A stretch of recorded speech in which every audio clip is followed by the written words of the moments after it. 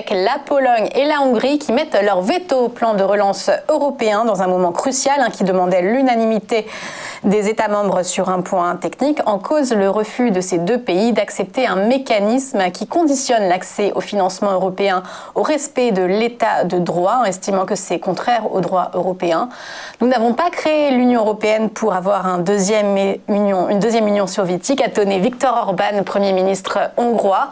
Au titre du seul plan de relance décidé en juillet, la Hongrie devrait toucher 7 milliards d'euros de subventions et la Pologne devrait pouvoir compter sur 25 milliards.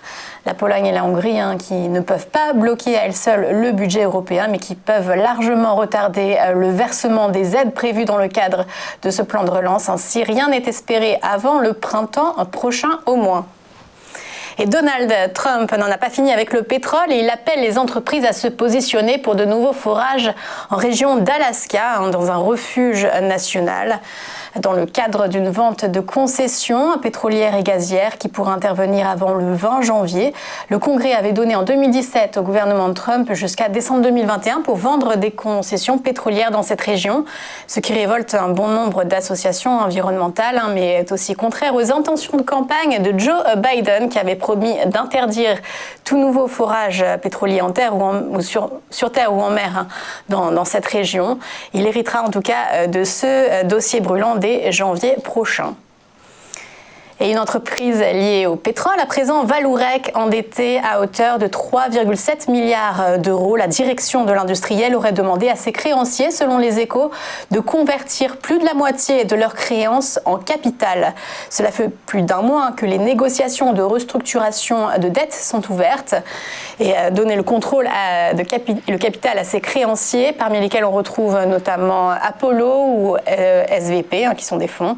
Toutes les catégories de créanciers, obligations en ligne de trésorerie seront visées par cette conversion en capital selon des sources. Mais certains créanciers ne veulent pas devenir actionnaires et font de la résistance. Vallourec reste silencieux en attendant la publication de ces résultats mercredi qui devraient être impactés par la pandémie. Et du côté des marchés financiers, après l'annonce d'un nouveau vaccin efficace à 94,5%, cette fois par Moderna, les bourses étaient encore de bonne humeur hier. Plus 1,7% à Paris, 5471 points. À Wall Street, de nouveaux records ont été atteints sur les trois indices.